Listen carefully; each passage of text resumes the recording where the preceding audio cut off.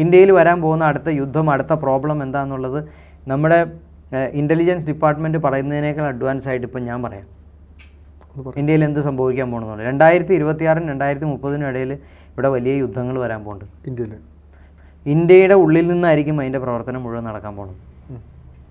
ഇന്ത്യയുടെ ഉള്ളിലാണ് അതിൻ്റെ മുഴുവൻ കാർമേഘം ഉരുണ്ട് ഓടിക്കൊണ്ടിരിക്കുന്നത്. വെളിയിൽ മുഴുവൻ നടക്കുന്നുണ്ട്.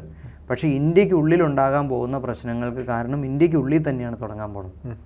പക്ഷേ ഇതിനെല്ലാം അടിച്ചമർത്തപ്പെടും. ഇന്ത്യ ലോകത്തിൽ നമ്പർ 1 ആവും. ഇത് നമുക്ക് സന്തോഷിക്കാവുന്ന ഒരു കാര്യമല്ലേ? അതെ അതെ അതെ. ശ്രീനാരായണ ഗുരുവിൻ്റെ വേറെ എന്തെങ്കിലും അനുഭവങ്ങൾ? ശ്രീനാരായണ ഗുരുവിൻ്റെ അല്ല, ഇനിയൊരു കാര്യം പറഞ്ഞുതരാം. നമ്മൾ ഈ 1 India 1 ഇലക്ഷനെ പറ്റിയിട്ട് നമ്മൾ കേൾക്കണ്ടില്ലേ? എല്ലാവർക്കും വളരെ ഡൗട്ടുള്ളൊരു കാര്യമാണ് എങ്ങനെയാണ് നടക്കാൻ പോണതെന്ന്. ATM പോയി വോട്ട് ചെയ്യാൻ പറ്റുമെന്ന് പറഞ്ഞാൽ നിങ്ങൾക്ക് വിശ്വസിക്കാൻ പറ്റുമോ? ശരി ബുദ്ധിമുട്ടല്ലേ?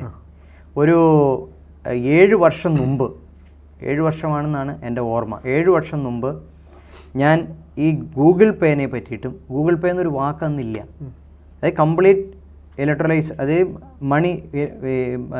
മണിലെസ് ഇന്ത്യ, അതായത് പൈസ ഇല്ലാത്ത രാജ്യത്തെ പറ്റിയിട്ട് ഞാൻ ഡിസ്കസ് ചെയ്യാൻ വേണ്ടിയിട്ട് തോമസ് ഐസക്കിൻ്റെ അടുത്തും അതുപോലെ വെള്ളാപ്പള്ളിയുടെ അടുത്തും പോയിട്ടുണ്ട്. പിന്നെ അത് കൂടാണ്ട് രമേശ്, ഒരു സമുദായത്തിൻ്റെ നേതാവല്ലേ, അദ്ദേഹത്തിന് സുഖമായിട്ട് PM വരെ എത്തിക്കാമല്ലോ. കാരണം ഇത് കാരണം എന്താണെന്ന് വെച്ചാൽ ഞാൻ ശ്രീനാരായണ ഗുരുവായിട്ട് ബന്ധപ്പെട്ട് കിടക്കണം. എൻ്റെ ഗുരു ശ്രീനാരായണ ഗുരുവാണ്. ഒബിയസ്ലി ഞാൻ ധരിച്ചു ഇത് SNDPയുടെ നേതാവിന് കേൾക്കുമ്പോൾ ഒരു കൗതുകം തോന്നുന്നു. അദ്ദേഹത്തിനോട് ഡിസ്കസ് ചെയ്യാൻ വേണ്ടി കംപ്ലീറ്റ് പ്രോജക്റ്റ് ഞാൻ എടുത്തുകൊണ്ട് പോയതാണ്. അദ്ദേഹം ചോദിച്ച ചോദ്യം എന്താണെന്നറിയോ? ഇത് നമ്മുടെ കൂട്ടത്തിൽ ആർക്കാ പറഞ്ഞാൽ മനസ്സിലാവണമെന്ന്. മന്മത ഇത് കേട്ടിട്ട് കൊള്ളാം, ഇത് നമ്മുടെ കൂട്ടത്തിൽ ആർക്കാ പറഞ്ഞാൽ മനസ്സിലാവണേന്ന് ചോദിച്ചു. അപ്പോൾ ഒരു പേര് പെട്ടെന്ന് മന്മഥൻ പറഞ്ഞു. അവനോടൊന്നും പറഞ്ഞിട്ട് കാര്യമില്ല, ഇത് നമുക്ക് വേറെ ആലോചിക്കാം എന്ന് പറഞ്ഞിട്ട് അന്ന് വിട്ടു. പിന്നെ അപ്പോയിൻമെൻറ്റും ഇല്ല, പിന്നെ സംസാരിക്കാനും പോയിട്ടില്ല. കാരണം ഇവർക്കൊന്നും നമ്മുടെ ഇല്ല, ഭ്രാന്താന്ന് വിചാരിക്കല്ല, മറ്റൊരാൾക്ക് അംഗീകാരം കിട്ടുന്ന ഒരു കാര്യം ആർക്കും ചെയ്യാൻ ഇഷ്ടമല്ല. നമ്മുടെ PM-നുള്ളൊരു ക്വാളിറ്റി അതാണ്. ഒരു കൊച്ചു കുട്ടി പോലും ഒരു ആശയം പറഞ്ഞാൽ PM അത് ശ്രദ്ധിക്കും. പക്ഷേ ഈ ഇന്ത്യൻ എക്കോണമി റെവല്യൂഷൻ്റെ കംപ്ലീറ്റ് പ്രോജക്റ്റും നമ്മുടെ ഒരു സുഹൃത്ത് ഒരു ആൾ വഴി PM-ൻ്റെ അടുത്ത് ചെല്ലേണ്ടത് ചെന്നിട്ടുണ്ട്. അതിൻ്റെ പ്രോസസ്സ് നടക്കുന്നുണ്ട്. ഇതൊന്നും ഇന്നല്ലെങ്കിൽ നാളെ നടക്കില്ലാത്ത കാര്യങ്ങളല്ല. ATM വഴി വോട്ടിംഗ് നടക്കുമെന്ന് പറയുമ്പോൾ ഇപ്പോൾ നിങ്ങൾക്ക് അത്ഭുതം തോന്നും. ഗുരുജി ഇതുവരെ പറഞ്ഞ കാര്യങ്ങളൊക്കെ ഇല്ലേ, നമുക്കൊരു പക്ഷേ ഒരു സാധാരണക്കാരനാണെങ്കിൽ പോലും, അല്ലെങ്കിൽ എത്ര വിദ്യാഭ്യാസമുള്ള ഒരാളാണെങ്കിൽ പോലും ദഹിക്കില്ല. ഇത് എന്തൊരു എന്താ പറയുക, ഒരു ഇല്യൂഷൻ്റെ ഭാഗമാണെന്നോ അല്ലെങ്കിൽ ഇതൊരു ധാരണയുടെ പുറത്താണെന്നൊക്കെയാണ് വിചാരിക്കുന്നത്. അപ്പോൾ ഗുരുജീനെ പരീക്ഷിക്കാൻ വേണ്ടി, ഗുരുജി പറയുന്ന കാര്യങ്ങളെ പരീക്ഷിക്കാൻ വേണ്ടി ആരെങ്കിലും വന്നിട്ടുണ്ടോ? വന്നിട്ട് എന്ത് സംഭവിച്ചു എന്നൊന്ന് പറയാമോ? കണ്ടമാനം ആളുകൾ വന്നിട്ടുണ്ട്. ഒരു എക്സാമ്പിൾ ഞാൻ പറയാം. എൻ്റെ അടുത്ത് കാസർഗോഡ് നിന്ന് ഒരു ഫാമിലി വന്നു. അവർക്ക് ശരിക്കും പറഞ്ഞു കഴിഞ്ഞാൽ ബ്രെയിനിൻ്റെ ഒരു ലോബ് മുഴുവൻ ദ്രവിച്ചു പോയതാണ്. കൈകാലുകളൊന്നും ഇങ്ങനെ സ്ട്രെയിറ്റ് ആയിട്ട് പോവില്ല.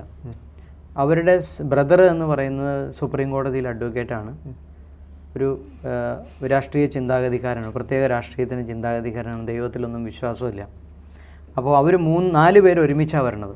ഡ്രൈവർ, അദ്ദേഹം, അദ്ദേഹത്തിൻ്റെ അമ്മ, പെങ്ങൾ. ഇവർ 4 പേരും കൂടെ എൻ്റെ അടുത്ത് കാണാൻ വന്നൊന്നും എനിക്ക് ആശ്രമമില്ല. ഞാൻ ആലുവയിൽ എൻ്റെ ഓഫീസിലിരിക്കുക. അപ്പോൾ ആരോ പറഞ്ഞു കേട്ടിട്ടാണ് വന്നത്. അപ്പോൾ അവരെൻ്റെ അടുത്ത് ചോദിച്ചു, ഗുരുജി ഇങ്ങനെ ഒരു പ്രോബ്ലമാണ്, ഇതിനെന്തെങ്കിലും ചെയ്യാൻ പറ്റുമെന്ന് ചോദിച്ചു. ഞാൻ പറഞ്ഞു, എനിക്ക് ഒരാഴ്ചത്തെ സമയം വേണം, പെട്ടെന്ന് എനിക്ക് എന്ത് ചെയ്യാൻ പറ്റുമെന്ന് പറയാൻ പറ്റില്ല എന്ന് പറഞ്ഞു.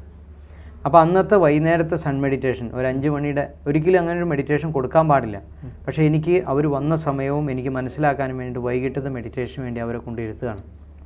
ഇരുത്തുമ്പോൾ എനിക്ക് കാണാവുന്നത് കാണാം, പക്ഷേ ആ വ്യക്തി അനുഭവിച്ചാൽ മാത്രമേ ആ മനുഷ്യൻ വിശ്വസിക്കുകയുള്ളൂ.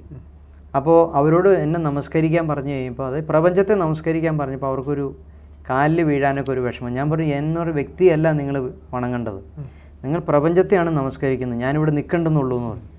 അപ്പോൾ സ്വാഭാവികമായിട്ട് നമുക്ക് ഈ പൈസ കൊടുക്കുന്ന ഒരു പരിപാടിയുണ്ട്. ഞാൻ പറഞ്ഞു, പൈസയല്ല, നിങ്ങൾ നമസ്കരിക്കുക ആദ്യം, പൈസ എനിക്ക് വേണ്ട.